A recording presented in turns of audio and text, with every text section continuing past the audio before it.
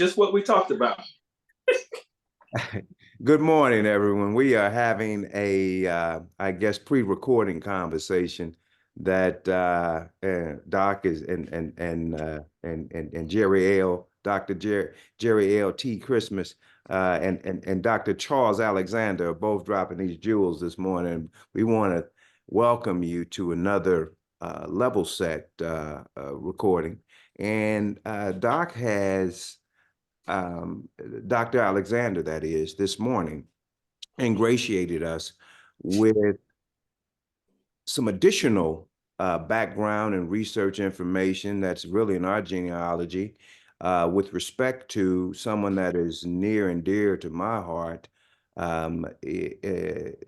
in dealing directly with the UNIA, which is the organization that Marcus Garvey spearheaded, and its actions.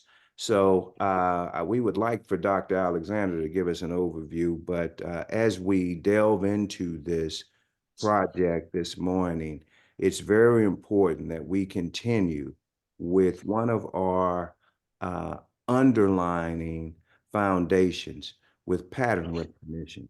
Let's recognize some of these patterns that we discussed today and how applicable they are today, and the solutions that the background that our foundations that our elders laid for us provide for us today. Dr. Alexander, please, if you will. Yes. So good morning to the community, and thank you once again for joining the level set. So we've been in this space where we've been talking about Black agency, and we started that with the Negro Convention movement. We added to that. We cried reparations by Brother Patterson in 1951, and making sure that that we look at all of these things as a consistent flowing of Black consciousness and organization. And then 2 weeks ago we talked about Dr. King and a letter from the Birmingham jail. And last week we referenced Dr. King again and the letter from the Selma jail.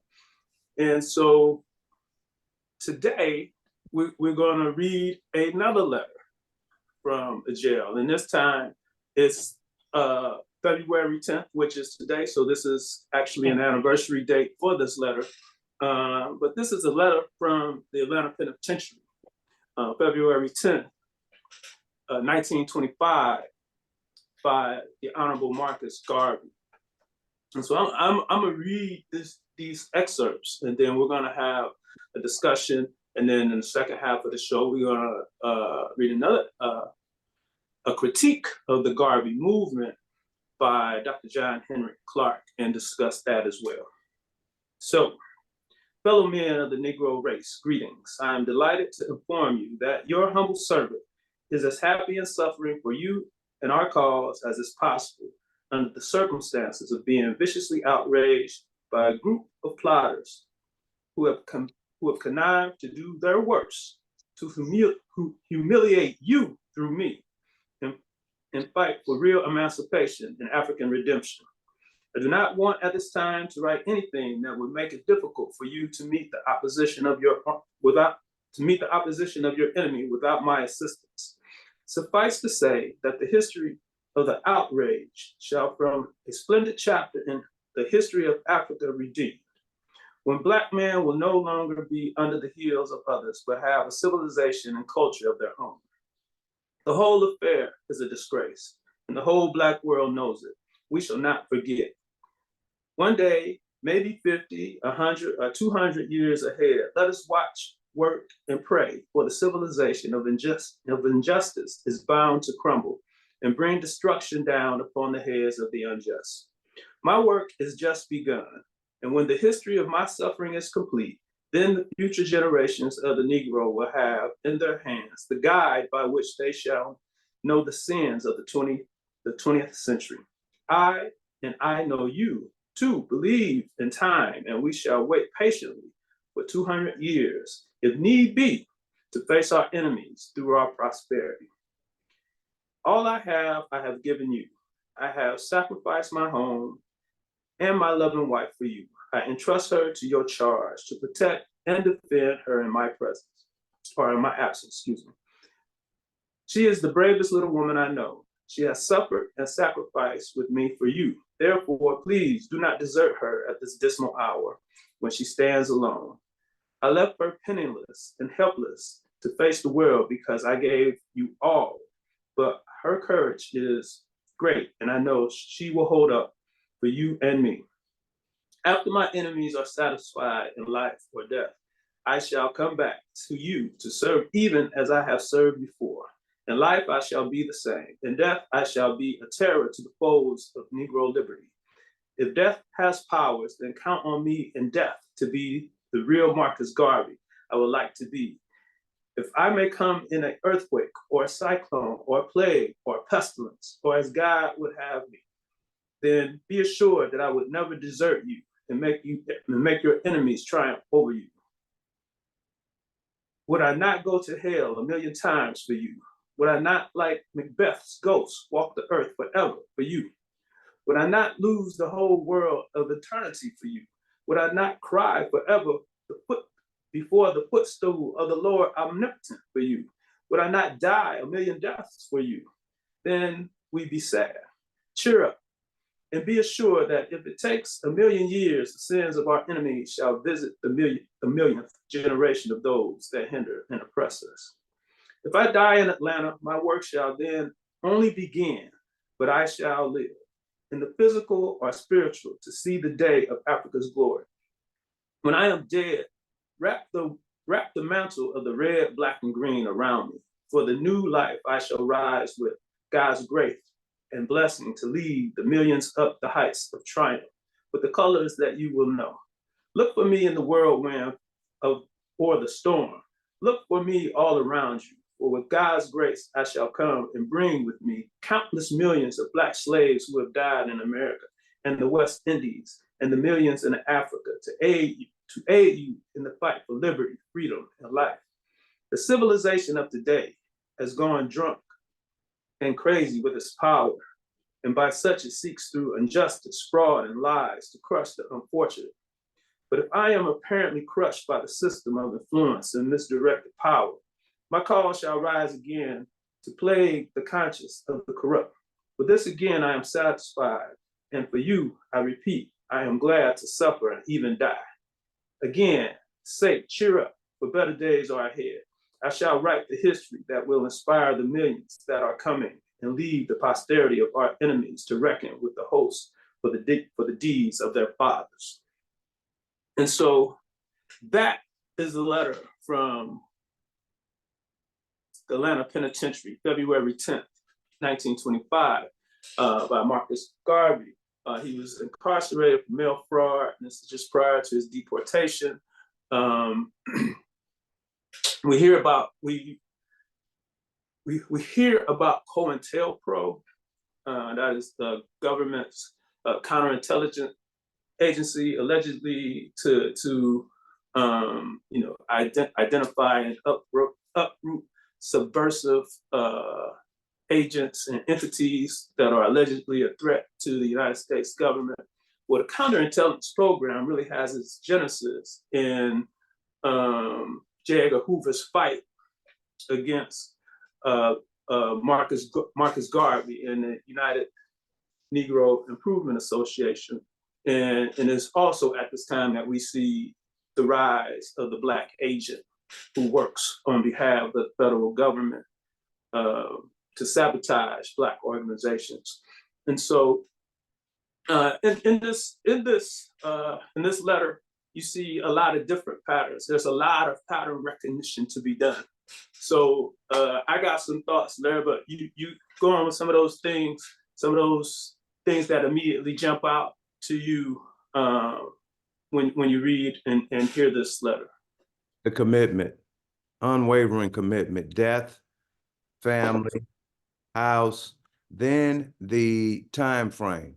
200, 100, 50 years. This is going to be a prolonged fight, and this is a fight for our culture as well as the economics. One thing we must talk about is the constant manipulation of movements and the whitewashing of them. If you were to ask the average individual what Marcus Garvey's platform was or is, because it's a living platform, they would tell you to move all Black people back to Africa. That was never intended. There were, back in the 90s, you could find these journals on the Universal Negro Improvement Association that gave you step by step, and they were huge volumes, that gave you step by step detailed plans on how to carry out his mission. The boats were for trade. They were not to take Black people in America back to Africa. Marcus Garvey was one of the first to state, just as there is there's Little Italy in New York, there's Chinatown in New York, there should be, Little Africa in New York. And Little Africa should have all of the wares and goods of Africa imported to the United States, sold, and to continue trade, not just to preserve the funds, but to preserve the culture, to preserve the education. So once again, we are looking at the miseducation of Black folks and the manipulation of not only the intents, but the actions of individuals. So, Attorney, are you saying that although the Black Star Line was intended for people to be able to cruise and to visit these other places, that it was also intended to leverage international business between Black folks and the diaspora and the continent? Is that what you're saying? That's exactly what I'm saying. And I'm minimizing the tourist aspect of it. That it was designed to facilitate commerce between Black folks wherever commerce were. Is that what you're saying? Yes, I have the temerity to say something that ignorant because it was true. And so one of the things, again, in the ensuing weeks, as we pivot back and look at the legacy that is the color convention movement, we will see immigration was always an option. Right. And so from those earliest meetings, the leadership was trying to figure out, where should we live? Right. And so right. we looked in Canada, we looked in Central and South America, and we contemplated West Africa, and we contemplated the South. And so, so we hear these narratives, and because we're not consistently going back into the annals and having these consultations with the ancestors, we are subject to start all over from ground zero and make a bunch of mistakes that we don't have to, because most of these things have been tried before. So, Attorney Christmas, you have any thoughts about what you read or heard in the letter from Atlanta Penitentiary? I have a number of thoughts. It's just interesting how you get the letter from the Birmingham jail, then you get the letter from the Atlanta Penitentiary, the level of thought, commitment, and concentration that is put in those letters, primarily because you're in a mode of solitary confinement and you can really think and focus, your thoughts without any other real distractions other than the distraction of being confined. But it also makes me feel that I'm not being useful enough because you read these documents, you think about the struggle that they were going through, the commitment that they had, and where we are right now, and how much of that we don't exemplify right now. And I just feel like we are so lost right now because we're having this discussion, and so many people we cannot even have this discussion with because they won't even have a clue of what we're talking about. So many young people right now will not have a clue about what we're talking about, nor will they have the passion or the desire to carry this out. You know, what we're talking about, commerce, having commerce back and forth between Africa. It's the same conversation we still trying to have now. And we have all kind of ability to have it that they did not even have in Garvey's era in the 1940s. He didn't have, you know, we have the ability with technology, with what we know, and with income and ability, freedom. We have freedom to do it, and we don't even want to do it. You know, that's not even something we're interested in. We had the conversation before we came on the air about ownership. We don't even want to own anything. How do we turn this around? And I think that we really have to think seriously about how do we make an impact and how do we turn this around? Because the truth of the matter, our time is becoming limited too. We are not going to be here for much longer. And so either we're going to make an impact or we're not. But we got to decide, you know, if we are going to make an impact or we just going to talk about these things and talk about what was said and how it should be, or are we going to actually really put our heads together, come up with a plan and try to do something that's going to be real impactful before we get ready to die also. And we just write a letter. You know, I'm writing a letter from the workhouse in St. Louis, you know, and somebody reading it later. Yeah, and again, this, and this isn't, you know,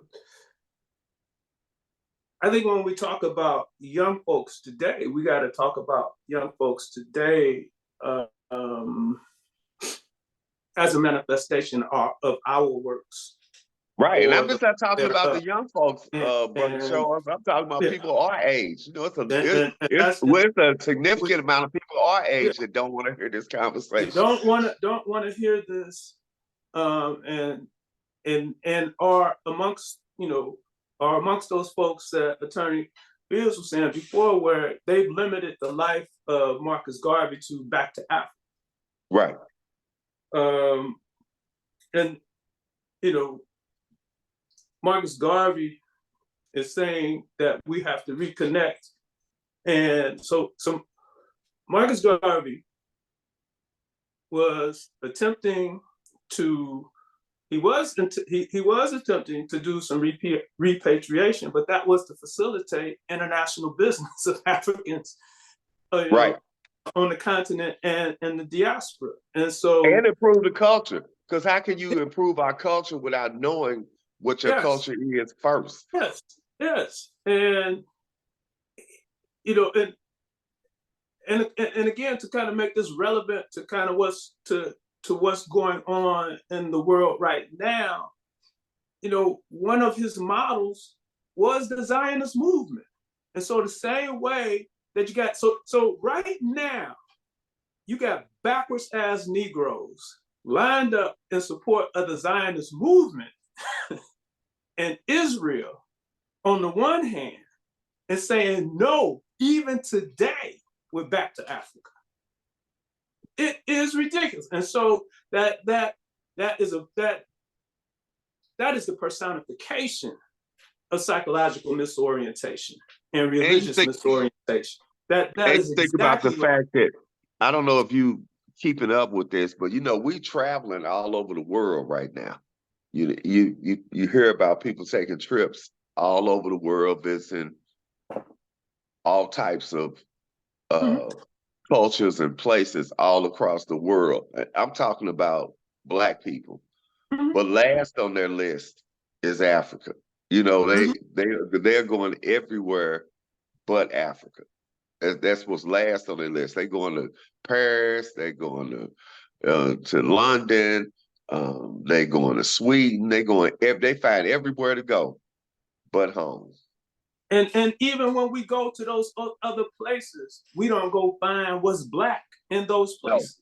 No, you're right. You're right about that. And so if you're going to go to Paris, if you're going to go to Britain, then go to those museums and see all of the stuff that that the French and the English stole from Africa in order to leverage their cultural growth. Let's do that, but we don't do that. And when Negroes travel, when they travel to the Caribbean and to Mexico, they don't go into the community. They ain't really go. So Negro tell you that he or she is going to Jamaica. They ain't really going to Jamaica. They going to the coast to stay in an all-inclusive that they never leave. Exactly. And so we have to embrace this thing. And, and so again, Marcus Garvey was saying, well, so he talks about, in another communication that he also has from the Atlanta penitentiary, he talks about how, at this time, Belgium is exploiting, at the time that he's writing this letter, Belgium is exploiting the Congo. And he's saying in his writings that they're there and they're doing what they're doing, but they don't even know what they're doing. They are getting money, but they don't know how to do this in a scientific manner that is beneficial, to the end goal, other than to exploit, right? And so we need to be there because it's ours, and we can, in a scientific manner, manage the land and its resources so that it is fruitful for us. That's what Marcus Garvey is talking about. But the Negro is so misoriented that going to Africa is the scariest thing in his or her mind, let alone repatriation. And so then we have somebody go now and we like, man, it's Black. This has been an option since we've been here. It ain't never been a time where there hasn't been people who wanted to get back to the continent. And so, so one of the patterns that we see with Marcus Garvey and is that we have to have an identification. And in fact, our fundamental identification has to be with Africa. Now, we know that we started off like that. And how do we know? Because of the first Black church denomination in the United States is what? The African Methodist Church, right? And so the institution, which still stands today, identified with the continent. We talked before about Prince Hall Masonry, and the first lodge in Prince Hall Masonry is what? The African Lodge. And so our foundational and fundamental organizations in this country still standing today. Prince Hall Masonry, the oldest, and then followed by the African Methodist Church. Those things hold for that African identity. Other things that we hear in this letter, for some might be a little more esoteric, and and others, may think just kind of purely in a religious space. But again, what we hear is purely African from a philosophical sense. Garvey is telling you, first of all, that despite to Attorney Phil's point, this is for the long haul. We're gonna be fighting for 200 years. So let's commit to the fight. And, we find our salvation in this fight, right? He's saying, if I come back, I'll come back. See me in the pestilence, see me in the storm, see me in the whirlwind, right? So these cyclones, all of this, right? That's it. Yeah. So this isn't just Garvey trying to be, loquacious and eloquent.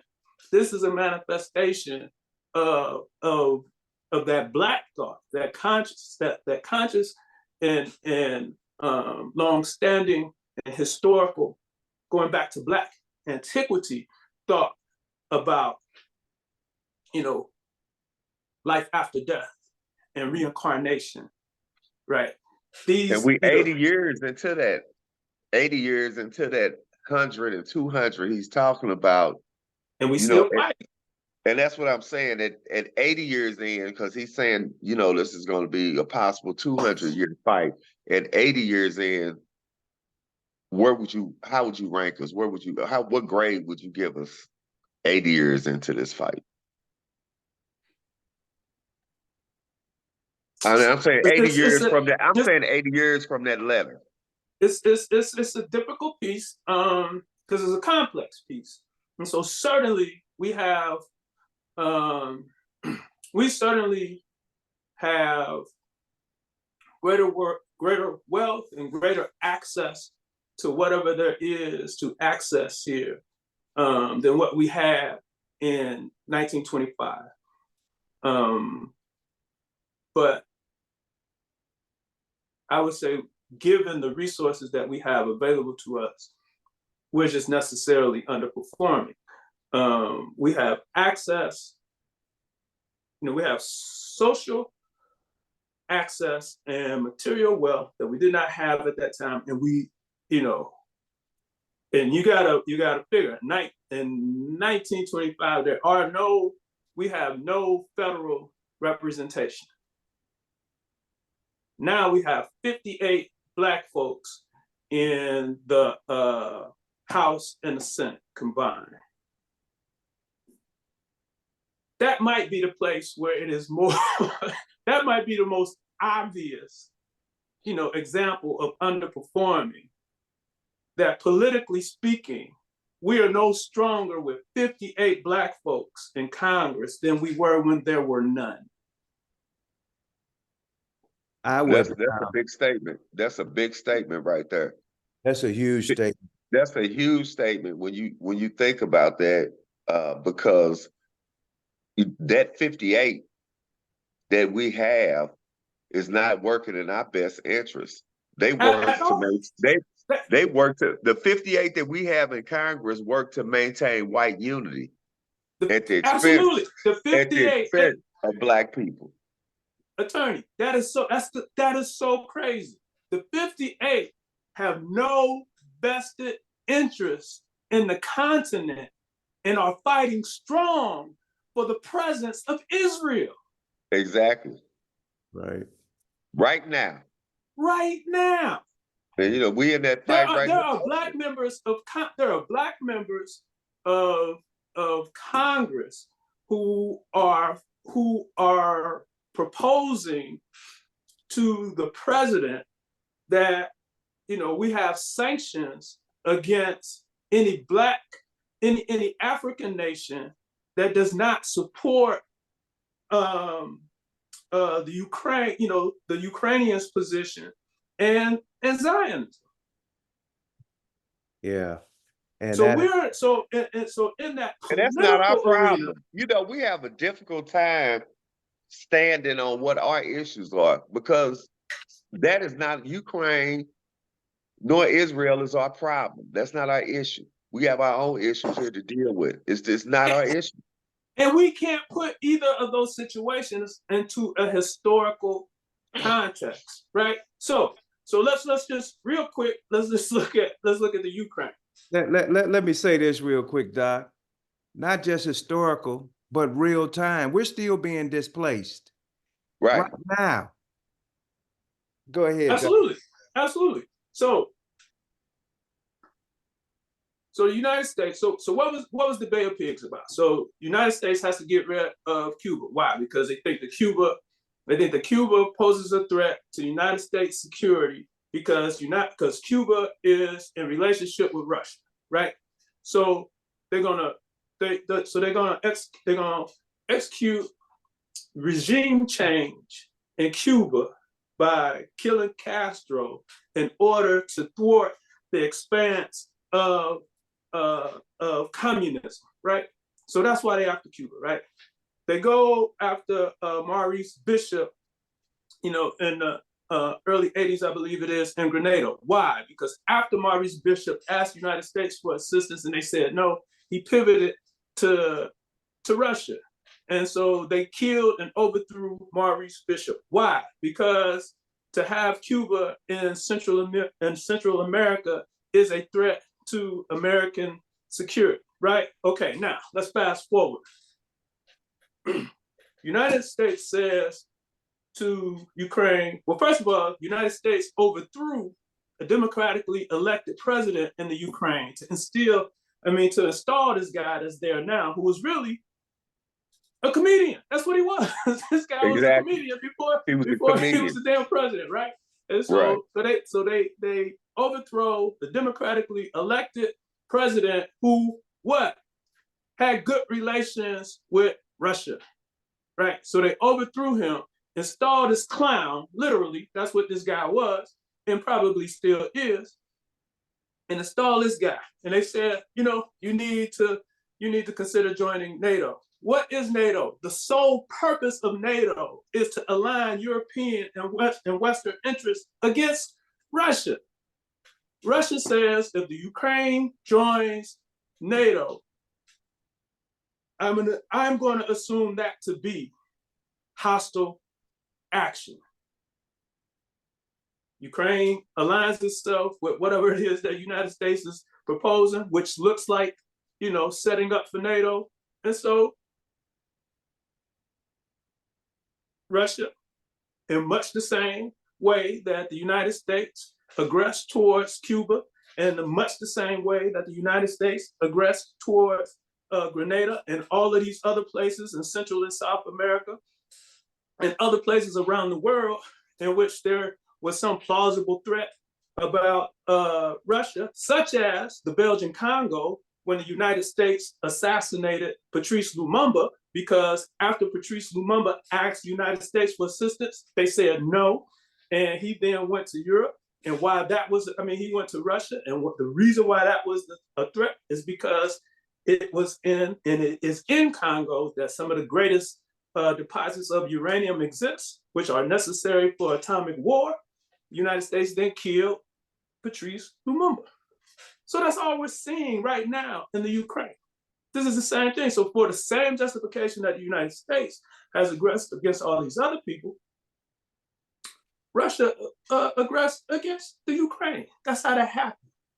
But the propaganda war doesn't tell that story, because the propaganda war, that we're vulnerable to those things. It is our fault that we are vulnerable to those things. And so, and it's the same madness that we see in Israel. Go ahead. Well, it's everything that's being publicized to the masses. You would have to dig deep and do some actual reading to know the story that you're talking about. That was just a 5-minute narrative that I got. That was a 5-minute. That was a 5-minute narrative that you got that took you years of study to accumulate. Right. Now bounce pass from Jordan and LeBron is certainly different than one from the average Joe. So let's understand that, because the gaslighting that goes on here, number one, is an issue. Number two, there are certain people, we generally have a Black population that does not believe that there is a war being leveled against them. And so, all of the things that you just, there's almost, there are times when you just broke about 15 to 20 laws just based on the research that you've provided. I don't want to make, mental insolvency a thing, but there are, the fact that you and those like you have the ambition the wherewithal and the mental capability, not just to identify what needs to be, the information that needs to be unearthed, but to synthesize it and to be able to break it down to others in a cogent manner. That's not, I mean, that's just not common. So, No, and I'm not trying to minimize my discipline study or that of anybody else. I am trying to manifest what we talked about last week, and that is that fugitive pedagogy, and, right? And so in the vein of Carter G, this is how it's got to look, it's got, and while and again, this is 1925. This letter is 1925. What happened in February 1926? The onset of Negro History Week. right. And so we're talking about a contemporaneous thing here. And so, so when Garvey is saying, we have to amass all of our resources, Carter G is an extension of that. That's correct. He is saying the same thing. And that's why we got to get away from, looking at all of these things as all of these things are occurring at the same time. When we come out of the Negro, we come out of the colored convention movement, which runs us into the 1890s. That runs us right into the Pan-Africanist movement. Right. Right. And it can be argued, and I can kind of see how people can fall on in either their respective spaces. That because there are some who say that Garvey is the founder of the Pan-Africanism, and then there are others who say that other than Garvey is that, and I can understand both arguments, but what can't be denied is that Garvey operationalized Pan-Africanism. And right. See, that's why you're and Gerald are unique, because the vast majority of folks operate in an academic sphere, but you all operate in applications. So, Right. And I would agree. that's the big difference. You know what we are boots on the ground. It's boots on the Boots on the ground ground. and it's applications versus, sitting in, you can make a dumb decision like, what does it look like to not vote for the presidential candidate because you got beef with both of them in an academic setting. You could never do that in a real life setting. You cannot, because the penalties are very, very deep. We get Supreme Courts that, in that situation that harm you. So, but Gerald, I want to answer your question with respect to what grade do you give? And I'm going to give I'm asking myself. I'm not going to give Black folks. What grade do I give myself? The grade that I give myself is based in large part on the same thing that I harped and judged others on when I was an undergrad. We were in Atlanta with some of the most highfalutin, flossing folks ever. But the question that I always posed, Doc, was if this person saw a young person with talent, could they provide him a job? And the question is, and the answer is, I cannot, unless you're a lawyer, so unless you're a lawyer or a paralegal. So the issue is, am I really, up to the standards that the Carter G. Woodsons, the Marcus Garveys, the Kings, the W.E. Du Bois, the BT set for me? And I got to say, yeah, probably not. Probably not. I probably get a C minus. But that is an awesome point, attorney. Because and we've talked about this over and over again. We don't control. We don't control our time. We don't control our labor, and we don't control our product. That's correct. And freedom to me is being able to do whatever it is you want to do for as long as you want to do it. And to speak to why we are other than free, our goal is to work for them. That is actually our collective goal. Our To goal get a good job, go get a good, yes. and with the attorney, they want to get a good appointment. Yes. They want to be appointed a judge. They want to get appointed to something.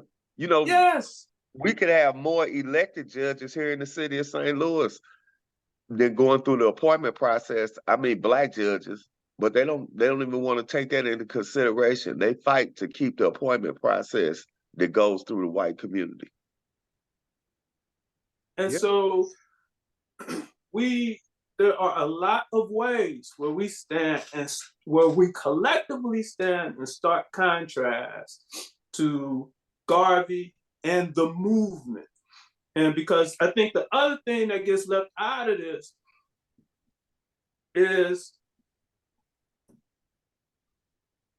that we start to look at Garvey as some crank isolationist. And we don't have an appreciation for the size of that movement and why he actually posed the threat. There were Garveyites everywhere. Malcolm's father was a Garveyite. And so you cannot study the Nation of Islam without accounting for the influence of the Garvey movement. The Nation of Islam is able to get solid footing in Detroit because of the remnants of the Garvey movement. And I would imagine it was the same everywhere. And that's why they wanted to kill it. That's why it was a sense of urgency to kill that movement. Absolutely. I agree with what Larry is saying. I want to respond to that on the C-. I think I could agree with that grade too. I could give myself a C-, a D+. It's all around at the same level. Do you think that we're at this low of a grade because we're not performing, because we're not under the same kind of pressure? They were under a different level. They were under a different level of pressure, which forced you. We don't have that level of pressure. No, yes, it's that. And so we misunderstand. They are literally killing us softly. Right. So on the one hand, we have access, so we believe, until we want to buy a house. Then we ain't got access. Right. So we believe we have access until we want to go to whatever school we want to go to. Then we realize we ain't got access. And so as long as we don't, literally upset the apple cart, we won't be lynched. And so because there's a little more space than what it used to be, we misunderstand what we underappreciate the amount of stress that we're under, right? Now, so how do I know that we're under all of this stress? High blood pressure, obesity, diabetes, life expectancy. All of these things speak to the amount of pressure that we're under, the oppression that we're under, food deserts, iniquity in home ownership. All of these things speak to the ever-presence of white supremacy. The fact that we are still waiting on a Voting Rights Act from an elderly man who just, he don't even know if he won or lost this most recent court thing with the documents at his house. They proved that he was okay with the documents only to say that he's too old to be the president. So can you comment on that? Can you comment on that? We waiting on that old man to make sure we can still vote. That's how bad this thing is. We don't understand what violence is. That is it. All of those things that you just stated are violent acts. The lack of clean water, lack of healthy food, lack of bank financing, displacement. We are at a crisis now in St. Louis, and which is reflective of what's going on across the world of landlord-tenant issues. Those are all displacements and violent acts. They're all. So the slow burn that you talk about, is happening while you, at the same time, you have idiots that are going and litigating against anything that could be earmarked for anything other than white folks first. Ed Bloom is just, how in the world do you sue Black women code? So I mean, these are all violent acts that we're failing to recognize the patterns for. The pattern recognition, right? So we don't see it. It looks different, but you gotta like look at the onset and look at the process and look at the end product, and then you would be able to identify the pattern within. But we struggle with that piece, and so that's why we remain vulnerable, and that's why, we're not necessarily making good on these things that the ancestors have fought for, right? And so let me go. But those are things again. But that too is a pattern, particularly when you look at that letter. You see he's talking about. We've talked about the Sasa and the Zamani before. He is in birth, in that eternal life. Garvey is talking about eternal life in that letter. Right? And he's in the Sasa. We know who he is. And he's telling, I gave you a guide. We need to be utilizing that guide. And so, I'm sorry, Attorney Fields, go ahead. No, I'm just going to go back to something else with respect to pattern recognition and the violence associated with voting. I'm going to go back to one of the opening statements from We Charge Genocide. And this is dealing with, they broke down, obviously, this is from the Color Convention. As you very well know, they broke down things into a number of different categories. One of them is the mental harm. I'm not going to go through the whole thing because it will take us in a whole different direction. But with respect to voting rights and pattern recognition, I'm going to go, the elders charged and sent this and stated this in their plea. Cyclops Roper of the Georgia Ku Klux Klan reported on April 1st, 1946, that he had conferred with gubernatorial candidate Eugene Talmadge on ways and means of keeping Georgia Negroes from voting, and that Talmadge had replied by writing the word pistols on a scrap of paper. In a radio address from Jackson, Mississippi on June 22nd, 1946, Senator Theodore Bilbo of the state announced that he was a Klansman. He called upon every red-blooded American in Mississippi to resort to any means at their command to prevent Negroes from voting.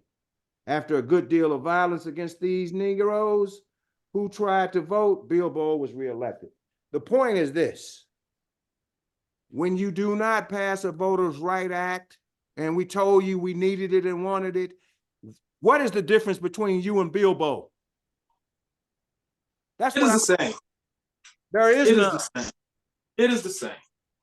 All of these acts are violent. You fail to feed, you fail to provide quality health care. You continue to kill us at a disproportionate rate. Our women have the largest infant mortality rate in the civilized world. So next door neighbors to white women with a drastically more, a higher chance of dying through giving birth than your neighbor. Come on, man. This is violence. And so the person called Legacy, sister, Harvard grad, undergrad, and grad, receiving such harsh medical treatment that she has to go on a crusade now. And she's a Harvard MD. So, I mean, these are all violent acts that we fail. And we want to say, well, I think it's class. Well, yeah, if that's the safety valve that you have for yourself, good luck. But last time I checked, they didn't see any class, with any of these violent acts. There is no class parameter. And so the interesting thing again, Larry, so you could be living in that neighborhood, right? And you think you good. Right. We have arrived. We free, right? But your wife is sick and your son is depressed, right? Because the data also says that depression increases significantly when you move when these families that are moving on up, when they move into these white neighborhoods and they send their young boys, their sons, to these schools with predominantly white folks, that they experience higher rates of depression. And so what happens in those situations? He probably starts to underperform. He probably gets a little more oppositional. And what happens? His parents will probably be like, boy, I work all this and that, and we got here, we worked out here, we came out here to get you where you're supposed to be. They get mad at him because they moved him to a hostile situation. They get mad at him because they moved him from his friends and family, to West County, to Chesterfield, to whatever, They like the poor part of St. Charles. They done moved to some crazy place. They love that. And put their son into this crazy place, and then get mad because he got some thoughts and feelings that he don't have the ability to explain. So he acts out, right? So he externalizes, and they somehow feel like they the victim, the parent, right? But what about the other side of that, Dr. Alexander? Because you made me think about a call I got yesterday. I'm not gonna name the district because I don't want to, disparage the district, but it's a majority Black district, and his complaint was that his son is getting jumped on in the district, because he's not gang related or thuggish. He wants to get him out of there for that reason. That is a great question. So 2 points. He called me this. Go ahead. I'm not saying if you ain't got if we have a safety issue in whatever this district is, first and foremost, the parent has to engage the district to make sure that his or her son is safe, and you might ultimately need more. Let me just add, this is the district where they jumped on the teacher. I get it. But the thing is, what we see happen in a lot of these school situations, whether it's district-wide or school-specific, we don't always have a unified approach to solving the problem. Mm-hmm. Right? So we end up with one person trying to address what is a systemic issue, whether that systemic issue is school-specific or whether that systemic issue is district. And so there has to be, some coalition building, Now, that's to address the larger piece. Now, if you have a parent, like this parent that called you, I mean, do we know what the parent has tried to do in order to get done whatever they had to get done? And I'm not asking you to answer. I'm just saying those are questions that we have to ask. That's more of a rhetorical question. Now, if that parent decides I need to move my child out of this, and that parent has the agency to do it, I'm just saying, don't move your child into an equally aggressive district based on what you perceive to be better. Yes. yes. And so if the structural intervention is to move out of that district, don't go move to some all-white district thinking your son ain't gonna get beat up. Yeah, because he is. He gonna get beat up. He gonna get beat up there too. Now, but what you ain't gonna do there for sure enough, you ain't gonna walk your little black ass up there and talk crazy to the principal. You gonna take it and you gonna let your son suffer. That's what's gonna happen, because that's what happens every time. Right. And then you go to the family reunion, and then you be like, that boy had a nerve to bring a white girl in my house. And that's the other point. That's the other point. You did that. Then you get mad. Then you get mad when you bring something home that doesn't look like it. Yes, you did that. You did all of that. I'm all for the structural intervention. If you got to move, you got to move. But there's some work you got to do at the grassroots level before you move. And so let's stay right there, Doc, because see what tends to happen is we think we can move to a district and take our hands off the wheel. Yes. Exactly. You Not can't just it's not only the district, I don't Larry. care where you go, you cannot take your hands off the wheel ever. Right. But we'll put them in, it's not only with the districts, we'll also put them in these private schools and take our hands off the And wheel. take our Won't hands have off the wheel. Worst, And won't so have you, no involvement at all. that's the worst and you place. know what you get at private schools? You get uncertified teachers. That's what you get. Mhm. Right. Uncertified teachers. And so it's the so one of the things that we just have to do at a base level is that, so like, and this again, this is one of our, manifest class issues. When we talk about, these young people that don't know how to parent, it ain't these young people who don't know how to parent. It's black folks, period, who are prone to take their hands off the wheel. We literally give our kids to the enemy and go do whatever we do for 6 to 8 hours a day. We do that. Then when we get home, we swear we too tired to be in a PTA and a PTO. We swear we too tired to coach and volunteer coach. And then we be wondering what happened to my son or daughter. Parenting is a contact sport. We do that across the board. Say it again. Right. Say it again. Say that again. Say it again. Parenting is a contact sport. Right. And so if you're not engaged in your child's life, you get what you get. Right. Right. And certainly it is wonderful when we're able to provide the best of whatever it is that we provide. But there is no substitute for engagement. Now I'm putting that on a shirt. I'm gonna have a hoodie with that on tomorrow. Parenting is a contact sport. It's a contact sport. I'm just giving you a heads up. Yeah, as long as I get my little percentage, I'm give this percentage. Give me his intellectual properties. Seeing that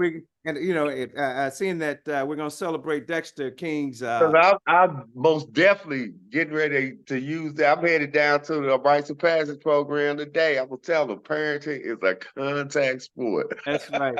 Yeah. But hey, Larry. The bottom line is this. You are 100% responsible for your child. Yes. You are. Engage these other individuals to help you get your child to where God has shown you what your child's gifts are in. The potential. It is not. So your number one job as a parent is to identify what your children are a 10 in. After you find out what they're a 10 in and they love, you put the resources behind them to help them become who they were born to be. Who they were born to be. That's it. And there are no permanent individuals in that chain except you and the child. If you find that a school isn't serving their interest, good seeing you all. We do not identify with you. We're going to send my child here. And you're there and you're engaged with every single individual that comes into contact with your child, from the janitor on up. And the janitor may be the saving grace in some places when you put them in hostile situations. So you need to be on the ground all the time, no matter what. Because if your child has a unique talent that's going to take them to an institution that is going to be semi-receptive, but is your child's desire and demand to be in there, that means you got to be in there. And that means you got to find allies everywhere. But you got to be there everywhere. Yes. So if you decide to put your child in hostile territory, it is your responsibility to create the safe spaces for your child in said hostile territory. That's your responsibility. That is what it is. Hey, Larry, can you read the impact of Marcus Garvey? I certainly can. Let me pull that up.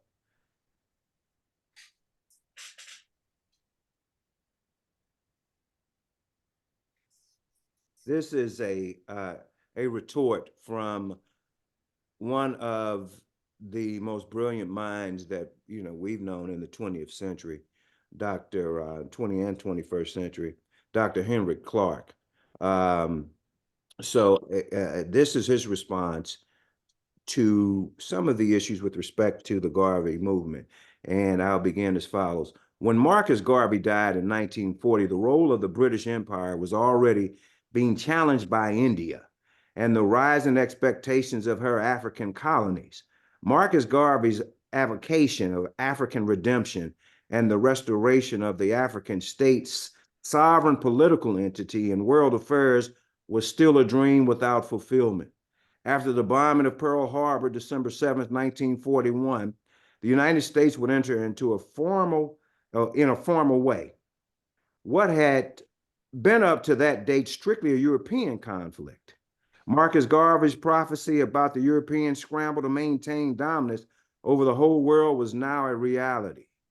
The people of Africa and Asia had joined in this conflict, but with different hopes, different dreams, and many misgivings.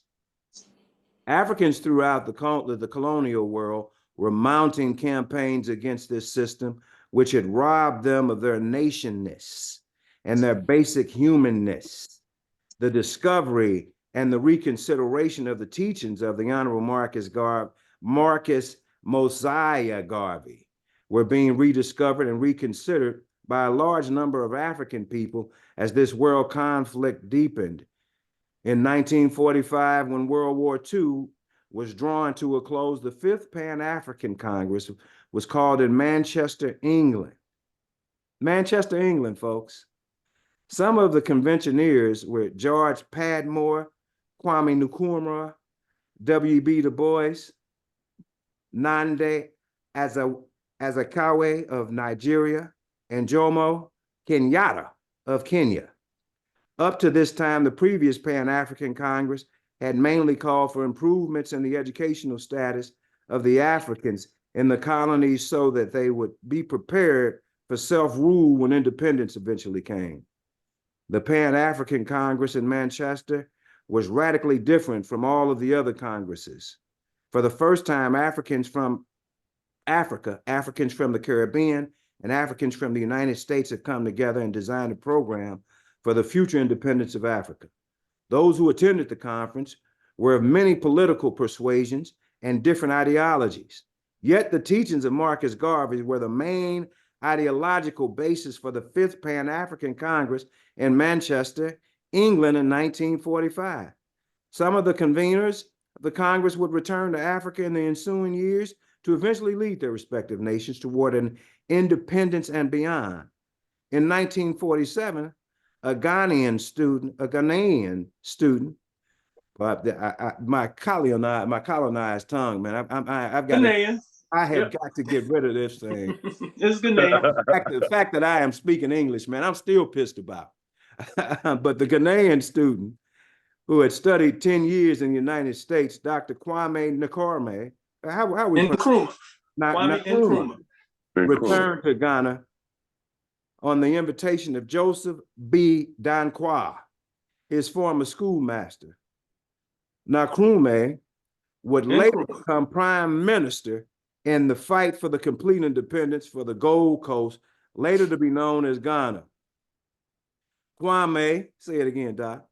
Nkrumah acknowledged his, I've read it a million times, I have never read it out loud, political indebtedness to the political teachings of Marcus Garvey. On September 7, 1957, Ghana became a free self-governing nation, the first member of the British Commonwealth of Nations to become self-governing.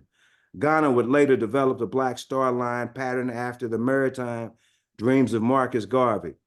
My point here is that the African independence explosion, which started with the independence of Ghana, was symbolically and figuratively bringing the hopes of Marcus Garvey alive.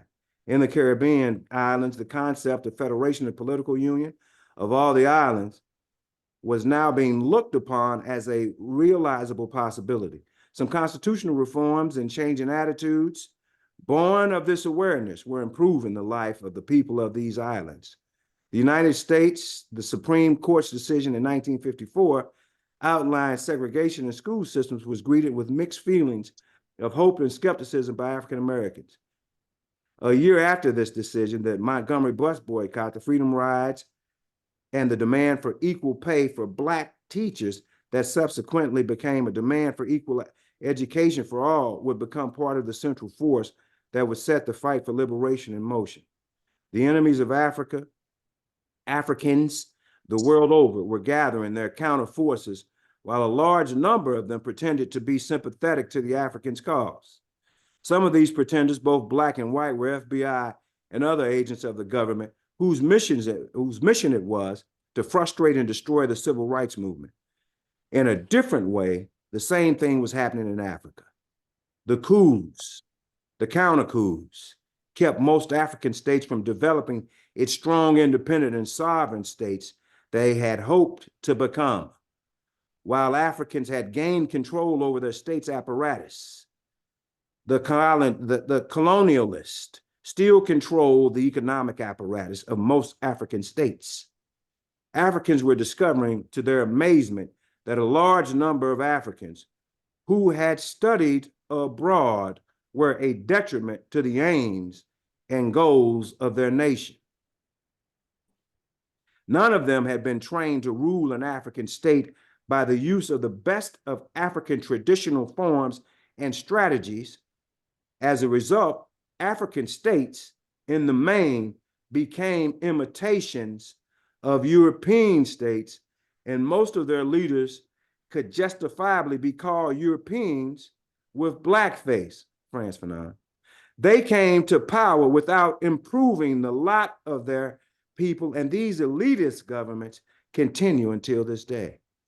In most cases, what went wrong was that as these leaders failed to learn the lessons of self-reliance and power preparation as advocated by Marcus Garvey, and in different ways by Booker T. Washington, W.B. Du Bois, Elijah Muhammad, and Malcolm X, Africa became infiltrated by foreign agents. Africans had forgotten, if they knew at all, that Africa is the world's richest continent, repository of the greatest mineral wealth in the world. They had not asked themselves, nor answered the most critical question. If Africa is the world's richest continent, why is it so full of poor people? Marcus Garvey advocated that Africans control the wealth of Africa. He taught that control of resources, control of self, control of nation requires preparation. Garveyism was about total preparation. There is still no unified force in Africa calling attention to the need for this kind of preparation. This preparation calls for a new kind of education if Africans are to face the reality of the survival. Written by Dr.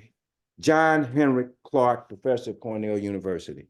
So, bro, we jump down to that lower part. What did we just hear him say? We just heard him apply miseducation, the miseducation of the Negro to the African continent. Yes, he did. So we have all of these Negroes, these Africans go to study here, to go study in France, in Britain, in Switzerland, all of these places to learn all these foreign ideologies and hence subject themselves to cultural and psychological misorientation, only to return to their countries to apply foreign doctrine, right, to domestic challenges, thereby lifting, establishing and raising European institutions on the continent, which only did what? It only put a black face on the cultural exploitation that had been occurring since the Berlin Conference of 1884, in which the Europeans partitioned Africa, right? And so you got Negroes running around now from here. You got the Western Negro talking about, well, they did it to themselves. Well, no, we're seeing the manifestation of colonialism. That's correct. Right? And then so the colonized Negro seeks things that feel like the colony. That's correct. Which is consistent again with what Carter G. Woodson said. So instead of staying home and being educated at home, they went and they got these foreign ideologies, brought them back, and all they became were agents of the former colonial powers. And that's what we have seen. And now what we see, we see countries throwing off again in a second decolonization, throwing off the youth throwing off the yoke of French imperial rule. That is 100% correct. And if we apply that once again at a micro level, we're doing that in our homes. Yes. We continue to want to imitate something that does not fit inside of our homes, and it is causing dysfunction, and we're blaming everyone except ourselves once again. Yes. And so so none of these things are new concepts. And so the other brilliance in the article by Dr. Clark, he's showing you that this is so when we saw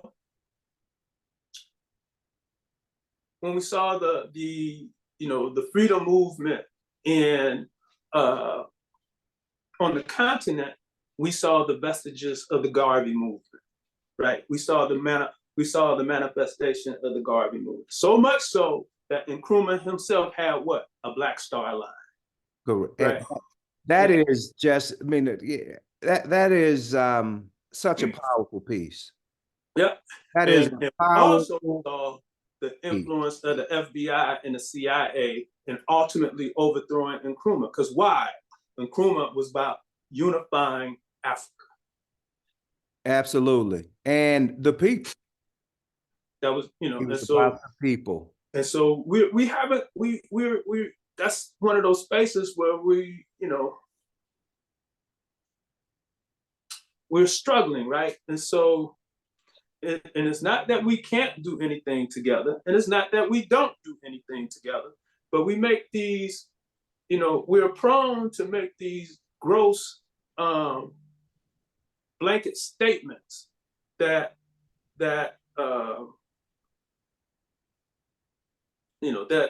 really they're just inappropriate. They're just inappropriate. There's nothing else to say about it. They're just inappropriate. So like when we say we are our own problem, that is a gross generalization that literally blames the victim. It's right. Our problem, blaming at personification, no question. Yes, our problem is white supremacy. The system that that's our problem. That produces that level of desperation, that level of perceived scarcity in everything is the problem. That's the problem. And that is the problem. Now that, and as stated by Dr. Clark, within that problem, within that system, there exists Black folks who are vulnerable to it and serve as agents of it. They are the enemy, but they aren't all Black people. And so we need to stop damning all Black people because there are agents of the system who work against our better interests. And we need to be able to separate them. We need to be able to say he or she is not friend, they are foe. Right. Right. And so to the degree that we're able to do that, and to the degree that we're able to reach back and commune with the ancestors, we can continue to move forward. Now, we know that we have to be more, we just need more critical thought and application. And so, again, Garvey says that I left a guide, and Dr. Clark is highlighting that when this guide is applied, it is, it works. We just gotta do it. We have to do it, but along those lines, Doc, you said something and that jive with what Mr. Garvey said as well. Mr. Garvey stated that he's risked it all. Yes. He's risked it all. In other words, I don't have to have your money in the short term, because what I'm trying to build is something in the long term. The statement that you made is one that I've always believed in, essentially stating that it is riskier. I think you said it, you perceive security in working that job. There is no security in that job. Ain't no security there. Ain't no security. I can guarantee you, Keith Troy, one of our Morehouse brothers, used to say every Sunday, you know, when he opened the doors of the church. You talking about some praising the job, and they trying to figure out a way to get to eliminate your job and to keep that productivity right now. And there have never been truer statements made. Yes. So understand that, yeah, for me, you know, obviously my faith is in God, but my faith is also in my people. It's in the people, and I mean the group of individuals that want to work to uh to for the benefit of the masses of individuals. That this, you know, maintaining the status quo where 2% have 80% of the wealth. This is a problem. This is a problem. This is a And major problem. And so we have all of this. We have the models. We have to be more incorporative. We have to believe in our models like we believe in everybody else's model. This thing, one of the things again about, you know, this pattern recognition. One of the things about the Black Congressional Caucus response to Israel is that we know that they are nationalists. It just so happens that all them Negroes are Zionists. But it is clear that they understand national movements. Mm-hmm. Why do we know this? Because they are Zionists. Mm-hmm. And so the problem for us is that those Negroes are part of the extraction of our resources to support Israel. And the facts. That's why they get to stay in Israel. Otherwise, the Israeli lobby would run people against them. Mm-hmm. Like Israel is running this person against Cori Bush. Mm-hmm. Mm-hmm. So we got to protect Cori Bush. Well, Israel isn't saying a damn thing about Ed Bloom that's running around here, Jewish man running around here suing every university that's ever thought about a set-aside program or any sort of repair for years and centuries of racial discrimination. What are they saying about that? You know, what are all these athletes? He is that. What are you talking about? He is that. Okay. What are all these athletes that have these agents from that community? And so they have to act differently. And that's my point. And so this is so when you bring up the athletes, this is an example of us not controlling our time, you know, our labor, or our product. You're a Black athlete, and you know, a percentage of your contract is to fund Zionism. You need a new attorney. You know, you need a new attorney. You need to be thinking like that. You know, because you need to be reading your contract too. And you need to be reading your contract. Because you got many that don't even know that because they haven't read the contract. And I'm not saying you can't have a Jewish attorney. I'm saying you needn't have a Zionist. You find a Jewish attorney that's, you know, good attorney and is a righteous attorney, because all Jews aren't Zionists. And so that's the other thing that we got to be clear on. They're not all Zionists. And so if you ain't a Zionist, you're an attorney, you do good work, whatever you do, if you're not a Zionist, you're okay. If you're a Zionist, you're a white supremacist. And so that's the work that we got to do also in that pattern recognition space. We got a whole, and I can't say a whole, because again, we got people like Cori Bush who are other than that, you know, and Ilhan Omar, other than that, Ocasio, other than that, the sister in Detroit, other than that, all they, you know, that they call the squad, them sisters is righteous, you know, but the rest of them folks, they're a little shaky. And so back to Attorney Christmas's early question, this looks just like 1925. We don't have any representation, because the representation that we have is more loyal to the Zionist experiment in the Middle East than they are to, you know, the apartheid state that Black folks reside in the United States. Well, there you go. There you go. Let's come up with some solutions, folks. go and do some more work. So solutions from each of you all. So again, we don't have to recreate the wheel. We have previous experience. You know, this is another one of those things Negroes are, but if you don't know your history, you're bound to repeat it. And as they are saying that, they are actively repeating. And so we need to, when we identify the problem, amongst our options, so this is basic problem solving. Identify the problem, identify some options, choose an option, the best, what you perceive to be the best option, and then implement. One of our problems right now is the paralysis of analysis. And so we state the obvious, we come up with one or two options, and then all we do is talk about those one or two options. You gotta implement. So we need to be in the implementation piece, and then deciding once we've implemented whatever it is that we need to implement, does it work? If it works, then we keep on. If it don't work, then we tweak it and figure out if we can make it work. If we can't make it work, we go back into our bag, get the next option and go. And so that's where we are now, is we need to be putting, you know, either some combination of new and old paradigms to the test. And when we're reaching for those old paradigms, those are things that have proven to be tried and true. That's what, you know, that's it. We don't need to be talking in circles no more. In this battle for voting rights, we know how to establish carpools.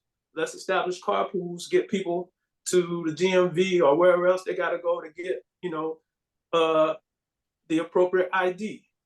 It's not enough to keep saying, you know, through gerrymandering and you know, all these other voter suppression da-da-da's that, okay, so we know that is happening. Why? Because it ain't never stopped. So since we know that stuff is happening, what do we need to do? Hey, carpool. Let's take the people to get what they need so that they can vote. What else we need to do? We need to vote early. Wherever there's vote early, we need to vote early. So then on the day of, you know, the actual election, you don't have these lines down the street, right? So let's use what works and tweak it as necessary. Dr. Cribb, that was a Dr. Alexander statement. So, I mean, that's all we need to say. Dr. Christmas. He summed it all up right there when you talk about the implementation. And, you know, going back to what you saying with your faith. Faith without work is dead. So we got to get to work. And we got to definitely remember that parenting is a contact sport. Contact sport. Well, I just want us to look at this history aspect differently.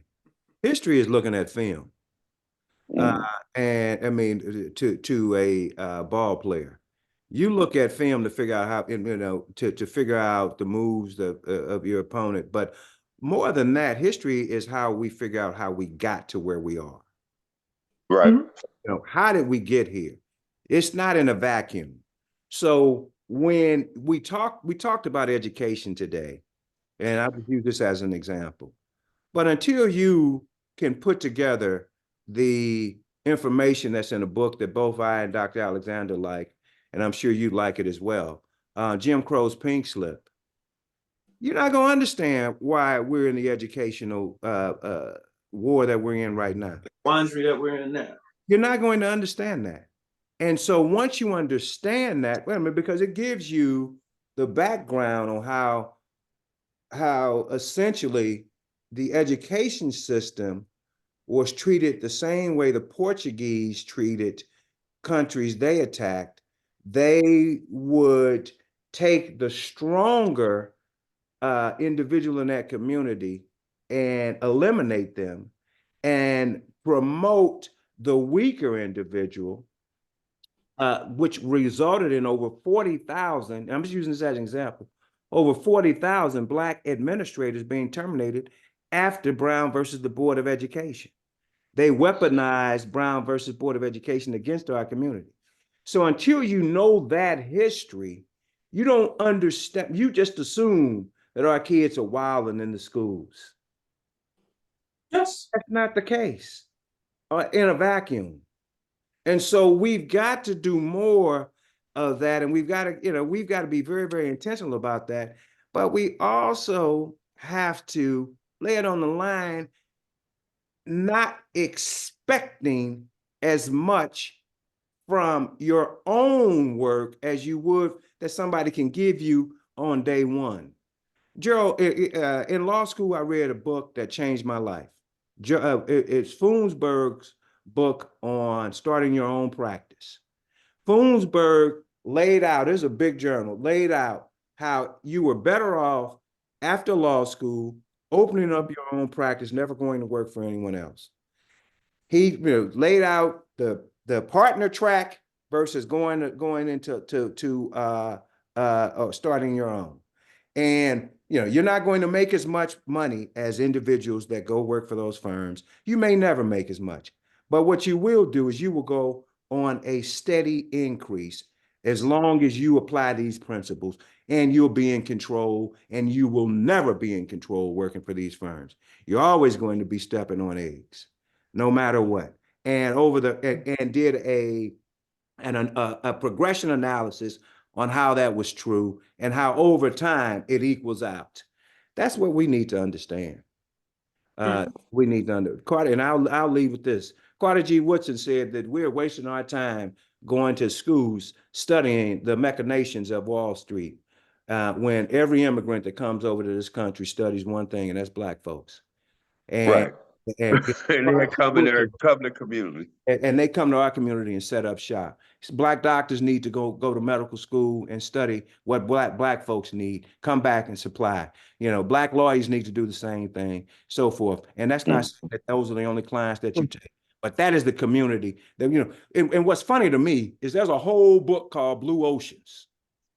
Blue Oceans is you go and you provide services to where they're not. And Carter G. Woodson summarized that in one paragraph. So that's all we're saying, folks. Let's put the main thing as the main thing. Let's execute. Let's execute. Let's understand this thing is going to be about sacrifice. But I mean, that's what we're here for. Anyone else? Anything else before we close out, fellas? That is it. That's it. Well, thank you all for listening to us. I hope I didn't rant. I know these brothers were on point, but I hope I didn't rant too much. And in Krume, I apologize. Ain't nothing wrong with the rants. Yeah. and brother in Krume, I apologize for Kwame and Nkrumah. Yes. And Krume, I apologize for pronouncing your name like someone that was raised by colonists. But but we appreciate your sacrifices and your work, and we hope to be mentioned with the same fabric, not in the same voice, but in the same fabric one day. We hope to be good guides and stewards of your legacy. No question. Thanks again, folks.